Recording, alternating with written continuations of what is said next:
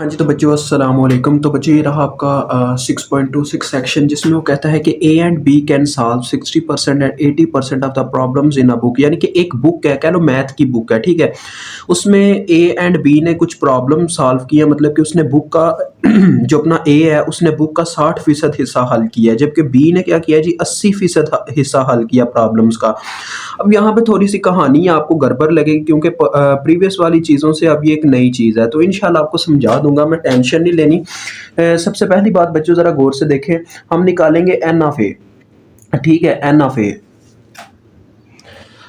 N of A तो हमारे पास बच्चों क्या है 60% है, लेकिन ओवरऑल अभी हम ना टोटल की बात नहीं कर रहे। आप एन ऑफ ए अगर 60% है तो इसकी प्रॉबिलिटी मतलब पी ऑफ ए आप ही डायरेक्ट लिख लो यार, P of A. P of A अगर आपने लिखनी है ना, मतलब इसकी प्रॉबिलिटी मतलब बाद में सारा आगे करवाता हूँ, तो आप इसकी परसेंटेज को ले जाओ किस में, सिंपल फॉर्म में। ये परसेंटेज को ख़त्म करने के लिए हम 100 से डिवाइड करवा देंगे, आ जाएगा 0.06।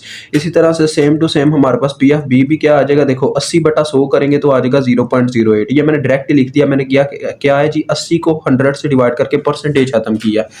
अब वो कहता क्या है बच्चों, देखें वो कहता है what is the probability that either A और B can solve a problem chosen at random. यानी कि फॉर एग्जांपल मैं एक स्टूडेंट हूँ, मैंने उस बुक को चूज किया, मैंने उस बुक को ओपन किया, मुझे एक प्रॉब्लम मिली।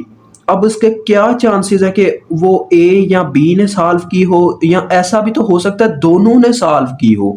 क्योंकि यार देखो तो सही ना, 60% हिस्सा इसने किया है, 80% उसने किया है। अब देखो ये जो 80% करने वाला है अपना बी, इसने क्या किया जी 20% इससे ज्यादा हल किया। यानी कि ये ऐसे भी समझ लो यार, ये हमारी तरह एक कॉपी करने वाला है। मिसालें बहुत हैं आपके लिए, देखो ए जो है ना हमारी तरह छापर है, मतलब कि छापा लगाने वाला है। उसने क्या किया, देखो बी कोई कॉपी मारा हुआ है, 60% हिस्से ही बस हल किया उसमें से ही, 80% में से। या ऐसा भी हो सकता है बी ने उसे कॉपी किया, वो 60% उसका और 20% उससे कर लिया, और ये अपना नाम बनाने के लिए।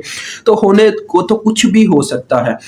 बात आती है, उसने बोला है कि आपने प्रोबेबिलिटी निकालनी है कि हम एक प्रॉब्लम निकालते हैं उनमें से, तो वो ए या बी दोनों में से किसी एक ने सॉल्व किया या दोनों ने सॉल्व किया, दोनों बातें बीच में आ जाती हैं। तो पता है इसका फार्मूला क्या बनेगा बच्चों, देखो यूनिटी आ गई है ना, मतलब कि दोनों प्रॉब्लम सॉल्व कर सकते हैं।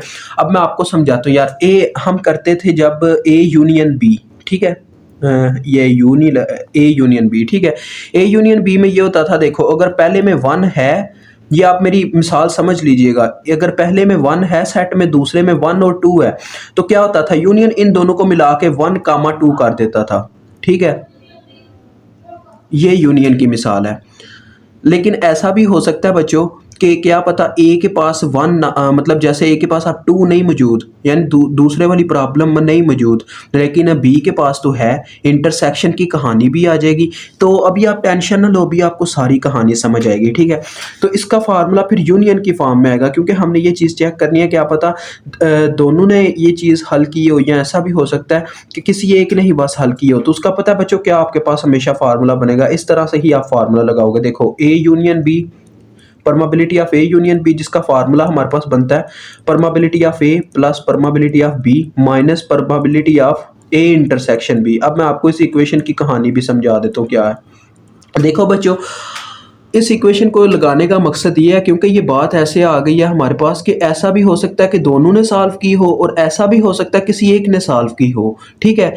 तो लिहाजा इसी वजह से ये फार्मूला लगा। देखें पहले तो हम दोनों की परमेबिलिटी को प्लस कर देंगे, जिसके हमारे पास ये वैल्यूज आ जाएगी, यानी कि दोनों का मतलब सोल्यूशन जमा हो जाएगा। कह लें हमने ऐसा किया कि उसके सोल्यूशन को और इसके सोल्यूशन को दोनों को मिला के इकट्ठा जोड़ दिया और एक बुक बना दिया, ठीक है, सोल्यूशन बुक। और उसमें हमने देखा है कि बी में क्या कमी है और ए में क्या कमी है, मतलब कि बी वाला जो है वो ए से ज़्यादा काम उसने किया हुआ है, तो मतलब कि ए में कमियाँ होंगी, तो लिहाजा इंटरसेक्शन उसमें से फिर हमने माइनस किया। अब इंटरसेक्शन की भी कहानी समझा देता हूँ, इस फार्मूले को मैं थोड़ा ओपन करता हूँ। बस ये हो गया, क्वेश्चन हो गया बच्चों, बस आपने ये इतना समझना था। ये फार्मूला वैसे याद करने वाली बात है, लेकिन मैं कोशिश करता हूँ आपको समझाने की, इस वजह से मैं कोशिश कर रहा था कि आपको ये चीज़ इस तरह से समझ आ जाए कि हो सकता है कि दोनों ने प्रॉब्लम सॉल्व की हो, दैट्स वाई, ठीक है। तो पी ऑफ ए 0.06 आ जाएगा प्लस 0.08, और अब आप बोलेंगे सर इसका क्या फार्मूला हो सकता है। तो बच्चों बात सीधी सी है यार, अगर यूनियन की प्रोबेबिलिटीज ये तो ओवरऑल एक प्रूफ है, क्योंकि ये उधर जाके प्लस हो जाता होता है, तो ये तो एक प्रूफ है। लेकिन ये आपने फार्मूला याद रखना है, that was a main formula for different questions, ठीक है। तो लिहाजा इसके फार्मूले में पता क्या होगा, प्रोबेबिलिटीज मल्टीप्लाई हो जाएंगी, probability of A multiply by probability of B, ये इंटरसेक्शन को ओपन करने का तरीका है, ठीक है बच्चों। तो यूनियन का जब आएगा वो आपको बता देंगे, यूनियन का भी मेरे ख्याल में इजी है, टेंशन नहीं है उसकी भी।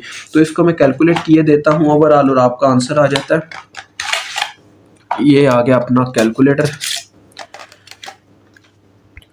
तो हाँ, तो बच्चों ये आप देख सकते हैं 0.1352 आ रहा है मेरे पास, यानी कि हमारे पास आ गया 0.1352। 52 लिखने की ज़रूरत नहीं है, और आप इसको परसेंटेज में लिखो तो 13% इस चीज़ के चांस हैं कि जो बच्चा अपने प्रॉब्लम लेना चाह रहा है, मतलब प्रॉब्लम उसका सोल्यूशन चाहिए उसे, ऐसा हो सकता है कि दोनों ने हल की हो। 13% इस चीज़ के चांस हैं, ठीक है। इसी तरह से इंशाल्लाह सेक्शन नंबर 6.27 आपको समझाएंगे। अब आगे जितने भी ज़्यादातर क्वेश्चन हैं उनमें ये फार्मूला आपका काफ़ी इस्तेमाल होने वाला है, तो मैं इंशाल्लाह आपको ईजी करके समझाता रहूँगा, ठीक है जी।